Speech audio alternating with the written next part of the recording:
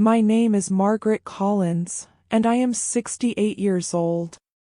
I've lived most of my life in this old brick house on Willow Street, the one my parents built long before I was born.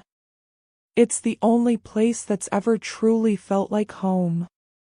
That afternoon, the sunlight filtered through the lace curtains when I heard the sound of heavy footsteps in the hallway. It wasn't a stranger, it was my son, Daniel. He didn't knock. He didn't call ahead. He just walked in like he owned the place.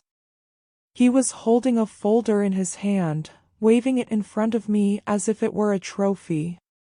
"Mom, we need to talk," he said, his tone sharp and impatient.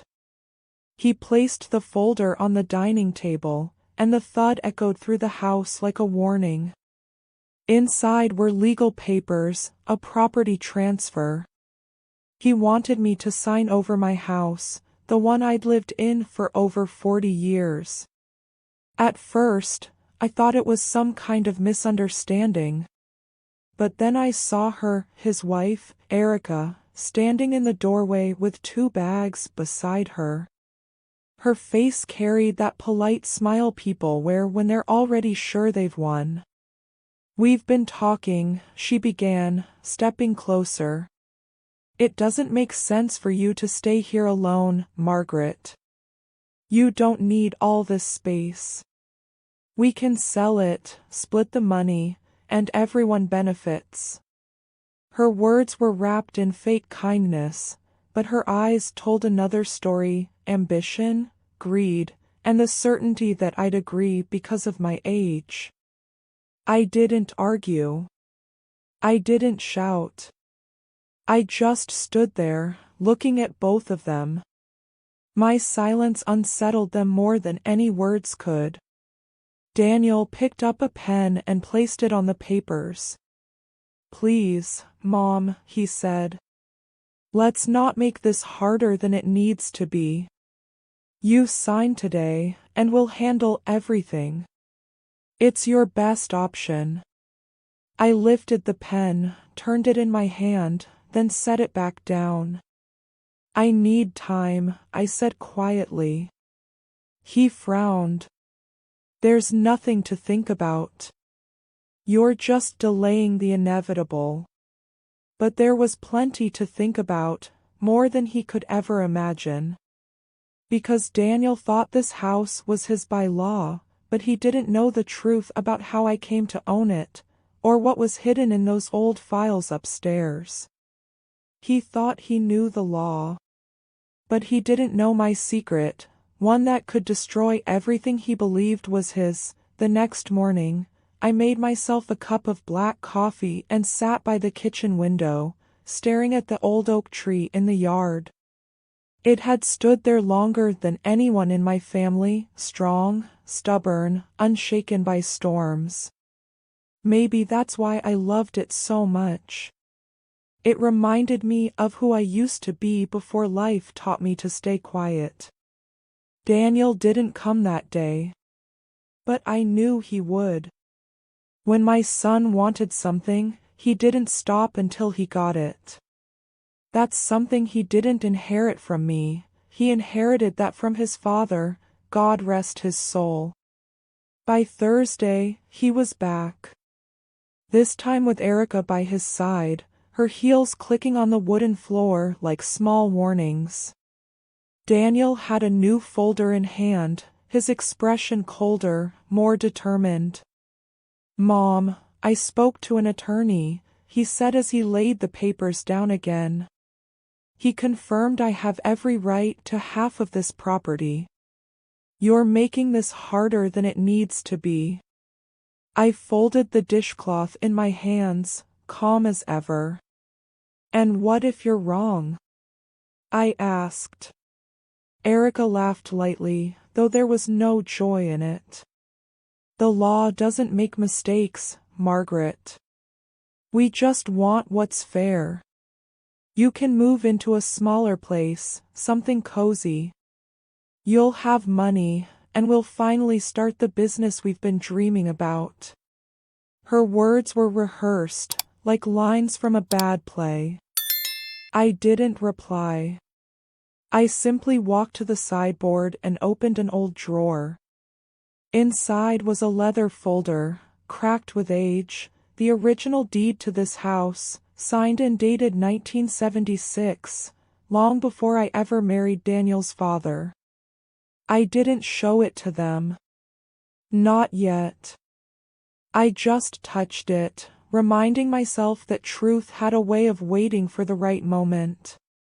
Daniel sighed and placed his hands on the table. "You're forcing me to take legal action," he said.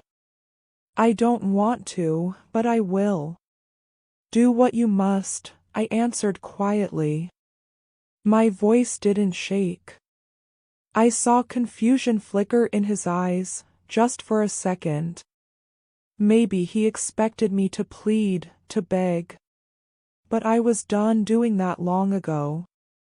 They left the house, slamming the door behind them. The silence that followed felt different this time, not heavy, not fearful. It was the calm before a storm I already knew how to face. He thought a lawyer could scare me. But once the truth walked into that courtroom, it wasn't me who'd be afraid, it was him. 2 weeks later, a pale envelope arrived at my door, the official court notice. Daniel had gone through with it. My own son was suing me for my home.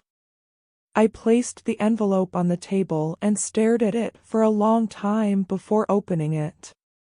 My hands didn't tremble. My heart didn't race. Maybe because deep down, I already knew this moment would come.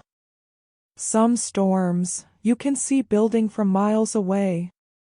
That same afternoon, I walked to my neighbor's house, Evelyn Carter, a retired paralegal and my friend for almost 20 years.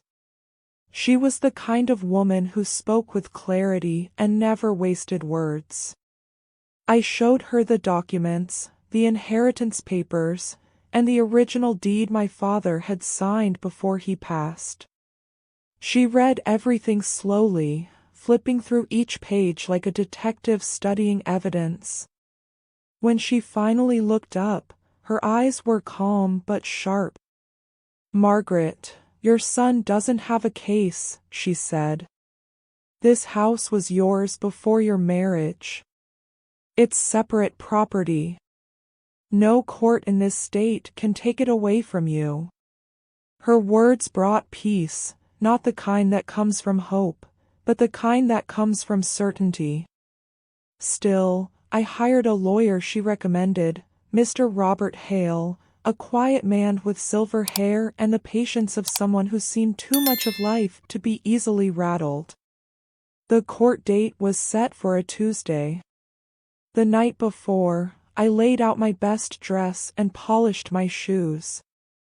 Evelyn stopped by with a pot of tea. "Tomorrow's the day," she said. "Remember, truth doesn't shout, it stands." That stayed with me all night. When I entered the courtroom the next morning, the smell of paper and old wood filled the air.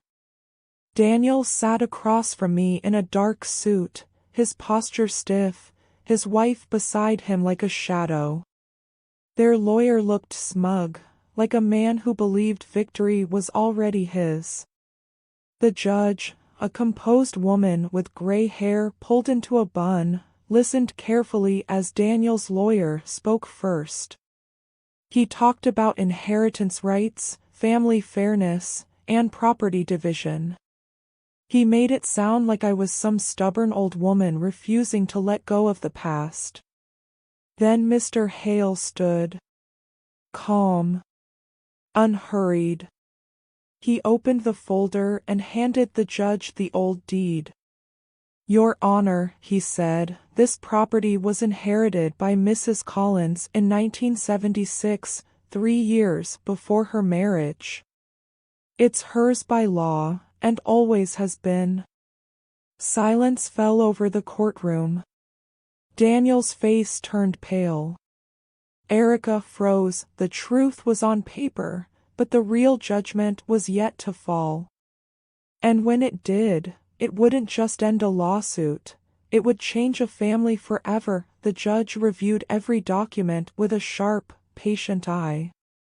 The room was silent except for the sound of pages turning. I watched Daniel's expression slowly collapse, from confidence to confusion, from anger to quiet disbelief. After several minutes, the judge looked up. "Mr. Collins," she said, her tone firm but not unkind, "your claim has no legal standing. This property was inherited by your mother before her marriage.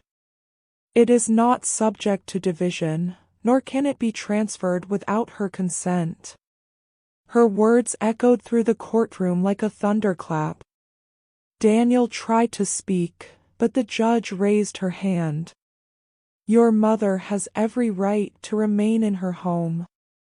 What she chooses to do with it, or with you, is her decision, not the court's." Beside him, Erica's face drained of color. The lawyer shuffled his papers, pretending to be busy, but everyone knew the truth: they had lost. When the gavel struck, it wasn't just the end of a case, it was the sound of something breaking: pride, greed, and all the illusions that had brought them there. As I stood to leave, Daniel's eyes met mine. For the first time in years, he looked small, almost like the boy I used to hold when he had nightmares. But there were no words left to say, not yet. Outside, the air felt different. Lighter. Cleaner. Mr. Hale shook my hand. "Justice doesn't always come quickly, Mrs. Collins," he said, "but it came right on time today." I went home to my quiet house, made myself tea, and sat by the window as sunlight poured in. Everything looked the same: the photographs, the old wooden chairs, the clock ticking softly, yet something inside me had changed. For the first time in a long while, I felt peace instead of fear. Days passed. Then weeks. Daniel didn't call. Until one evening, the doorbell rang. He stood there, thinner, humbled, holding a small bouquet of daisies. "Mom," he said softly, "I'm sorry."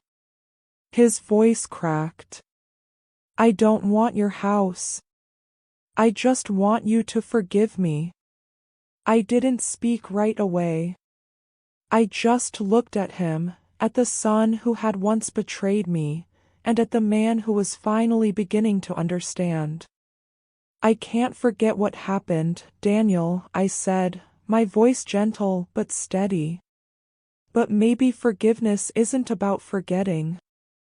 Maybe it's about believing that people can change." He nodded, tears welling up. "Then I'll spend the rest of my life proving it." And as he hugged me, hesitant, fragile, real, I realized something simple yet powerful. Justice had protected my home. But forgiveness was what finally set me free. What would you have done if your own child tried to take everything you worked for? Tell me in the comments where you're watching from, and don't forget to like, share, and subscribe for more emotional stories like this.